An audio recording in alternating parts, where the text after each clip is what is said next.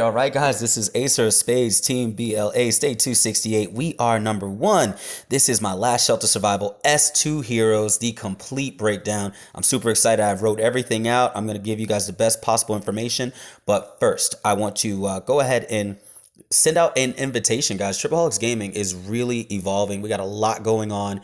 I'm actually looking for additional content creators. I'm going to put all my contact information down from Instagram to Facebook to the absolute website. Please contact me if you're interested, whether you do KE videos or whether you do an entirely different game. We are evolving and expanding. We would love to hear from you. Next, I just want to let you know, guys, that I own a couple apps now too. There's a few things going on, man. We got a lot coming up. So please, like I said, just make sure you shout out and put things in the comment section below. If you have any questions on this video, especially, let's go ahead and get started. So obviously, continuing the Hero series, I will present to you with Doomsday Season 2 heroes, what you need to know, who or what to avoid, and how these heroes will help you benefit in the game. As Season 2 starts, guys, you will see that they add 6 additional heroes from your normal list. And you see I got a list of almost everything now because we're in Eden. You're going to have, on that list are 2 for shooters, 2 heroes for fighters, 2 heroes for vehicles. Now, I'm going to go ahead and go through all of these, but the vehicle heroes take a major lead with these next few seasons. So hopefully through the efforts of COZ and the United States, you are hopefully base 25 at this point, or really, really close to it. And with that, you're getting a lot of super tickets and from the Clash of Zone victories. So why does all this matter? Well, you're going to get Season 2, like with Season 1, limited recruitment, guys. Huge way to get duplicates. Only place outside of only reliable source is gold tickets, and obviously only on hero day because you want to maximize your points. All this I say, like with Season 1 heroes, your best S2 heroes are the ones that you unlock. So let's go ahead and deep dive into these heroes one by one, and let's get on that. Hopefully you've seen my S1 breakdown. That'll be in the description below. And like I said, with S1 heroes, I called them active augmenters, right? Because of their active skills that they introduce in the game. Well, with Season 2 heroes, I call them status effectors. So these heroes truly start to change the battle as we know it. And S2 and S3 can give some serious combos. So let's go ahead and introduce the next 6 one by one. With the vehicles, you're going to have the option of having the Panther, as well as Captain Ionov. With shooters, you gain the Inquisitor, as well as the Executioner. And with fighters, you gain the Knight and Viscount. Both incredible. This is major upgrade for all 3, but the greatest change is with vehicles, with fighters, the least, and shooters right in between. So let's go ahead and start with fighters. First up, of course, we have the Knight, and the highlights is the first stackable skill gets introduced.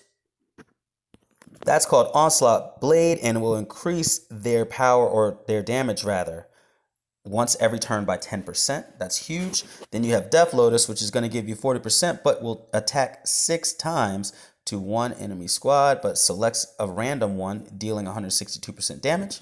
Not bad at all. And then finally, of course, that wonderful attack will be a chance of dealing 160% to 2 random squads and dealing 80% damage every time you cast combat skills for 2 turns. Now, that's really good, but you'll notice the percentages are exceptionally low, and unfortunately, Death Lotus also only has a 40%, but also with a prep. I mean, effectively making it 20% when you really look at it that way. So what you'll start to see now is her status that she alone has started to bring into the game. The Knight, in my opinion, is definitely not a bad addition. But then we have Viscount. All right, now Viscount, in my opinion, he looks really cool. But here's what we got going on. You'll notice that he is only going to give you a 50% chance of buffing every turn, which means he kind of does it every other turn. And if that happens, it says that you're going to take 50% fewer damage these turns. But the hero squad has a 35% chance to counterattack when attacked and deal 190% damage. You see, all of that sounds really fancy, but ultimately, the real issue is it's only a 35% chance to counterattack when basic attack. That's really not that often. And then even then, it's only a 50% chance to even be in that state. In other words, even though it works, it kind of doesn't. Then he seems to debuff your entire squad by minus 45% damage for the first 3 turns, but then you take a reduction of only 20%. And starting on the 4th turn, you can increase the combat skill by 20% until the end of the battle. That 20% increase isn't going to really do it. And by the time you get there, especially going up against the vehicles or shooters, you're probably in trouble. Now, with Unyielding Will, I mean, it's not the worst thing in the world, and it says it's going to do 3 random enemy skills in the effective range. But again, you're down to that 30% mark again, and even so, you only do 203% damage. And even if you get that vulnerable status that they're talking about, again, at a 30% active skill rate, you're only going to get an additional 20% damage, and it only lasts for 1 round, which means he may or may not even do it in battle. And if he does, he's only going to be effective on 1 hit. Now, in the defense of these fighters, I do need to say fighters' whole strategy is to work late game, and in most cases, they have enough resistance to do that.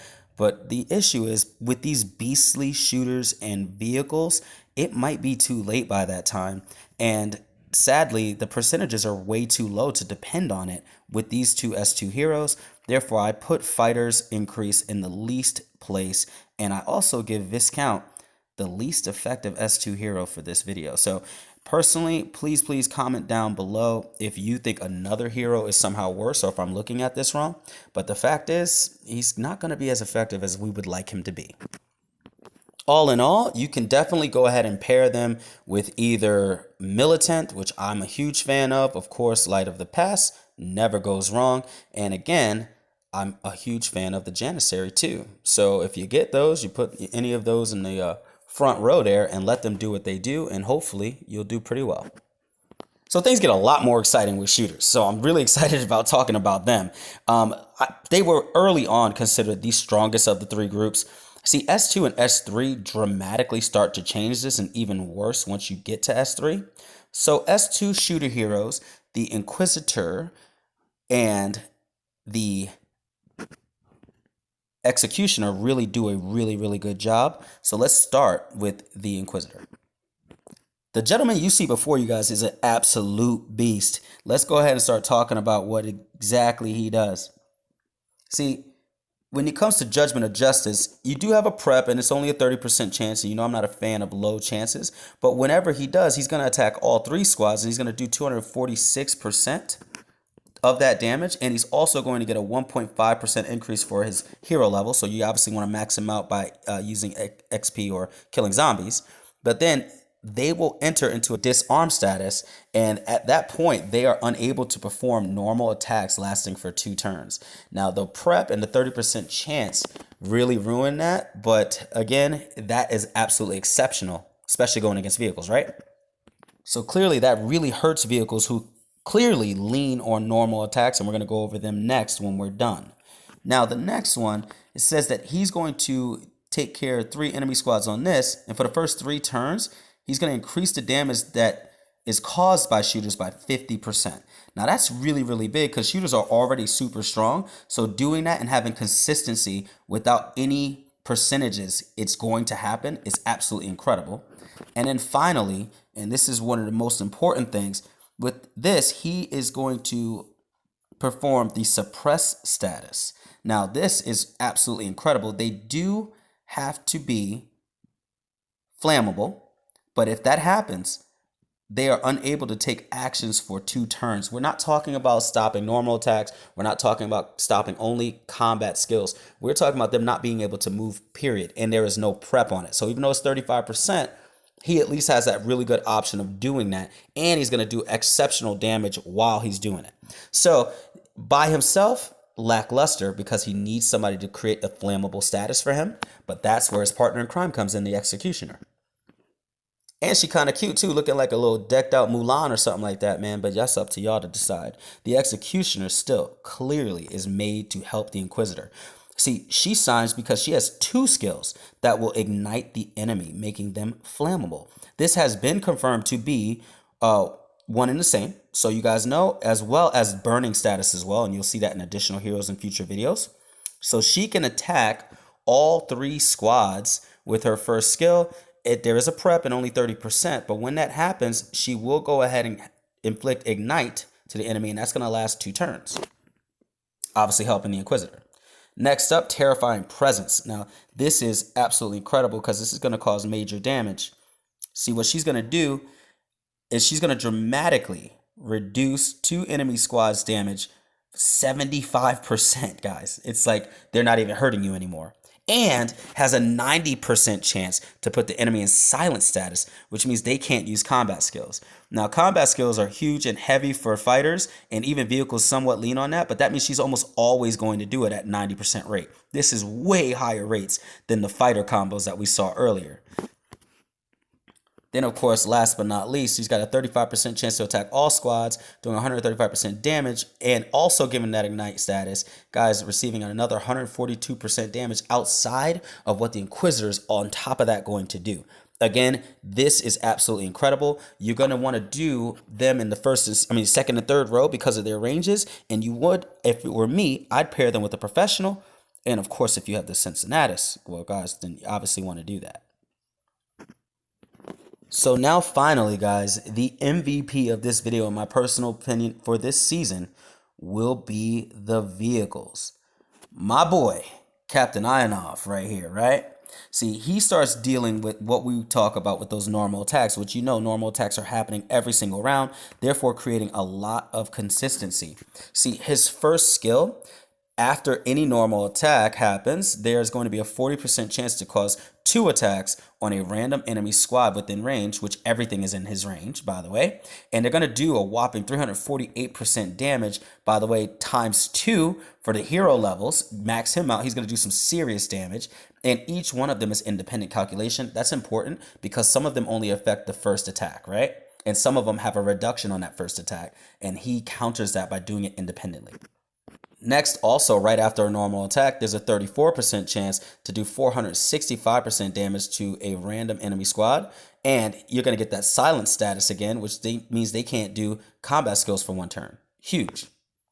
Now, this is where it gets interesting. He just passively, automatically takes a friendly squad, meaning the one he's in, and simply increases their damage by 80%. Not by 20, 30, 50%, 80% all the time. It's ridiculous.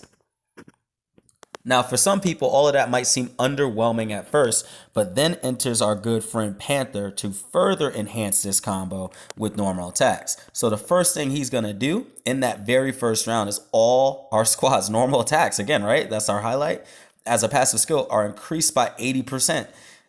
So come on, you guys get it, right? Now, that doesn't decrease by a quarter, meaning drops down by 20% each round further. But again, vehicles are going first, they're going fast, and that is huge right up front. So then right after that, as you can see, they are going to do with Stampede the first 3 turns. They're going to have a 70% chance to go into the sputtering state. And this is really, really huge. This is 2 different squads that are going to have a normal attack that deal 160% damage. Hopefully Ionov, by the way. And they are going to do that to any enemy targets behind the original target. Now, that's a huge, huge point why the Panther needs to be in the second row. So that's going to maximize his effect because he'll always hit the first row because he has a range of 2, therefore allowing him to have a sputtering state hit the 2 back rows behind that first row. All right. Now, this is going to have a major, major effect on the last skill that he has for combat. See, that first 3 turns of battle, the front row of vehicles, again, also telling you why he needs to be in the second row, so he can affect the front row, are also going to have a 70% chance to enter in the counterattack state, much higher than the counterattack states given by the fighters. And it's going to deal 250% return damage from the source of the basic attack. That's absolutely huge. Now, there's more than one reason why they become the MVP, because clearly, if you can execute a fully decked out shooter pair, you're going to have no problem at all. But why did I choose vehicles?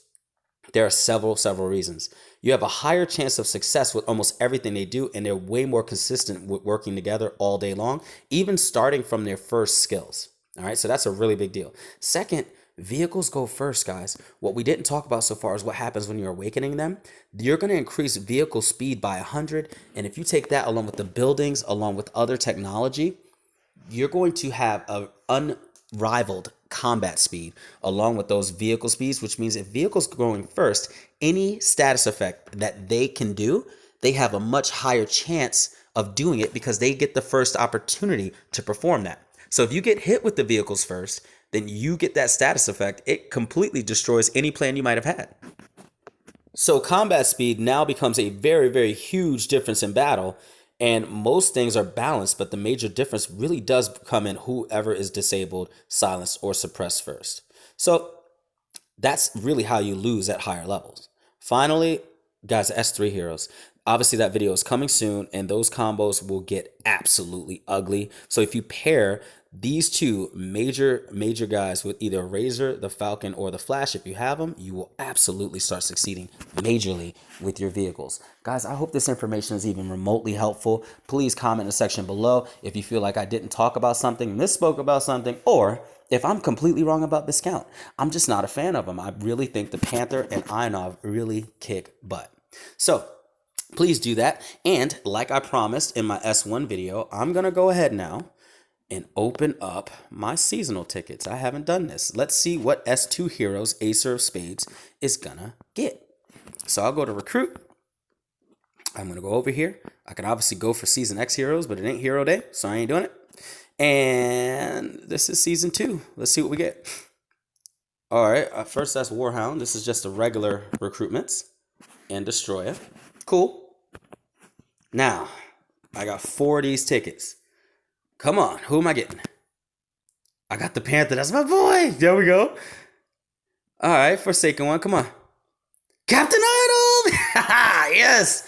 And the Executioner. I did not get Viscount. I did not get the Knight. I didn't want him. And I got a duplicate for the Executioner. Now we're freaking talking. And I'm going to go into S2 Legendary Recruitment. Now, that was incredible. Let's see what we got. Ah, fuck Viscount. Excuse my language. Oops. And the Knight. Horrible. And the duplicate Panther. I'll take that. I can't believe I just cursed. I'm going to have to bleep that out. All right, guys. As you can see, that was exciting for me, man. I'm really excited to go ahead and open Panther up, get the Executioner really going. And yeah, now I have some S2 heroes to play with, man. So we're going to see what we got going on here, guys. Like and subscribe. Ace of Spades, and I'm signing out.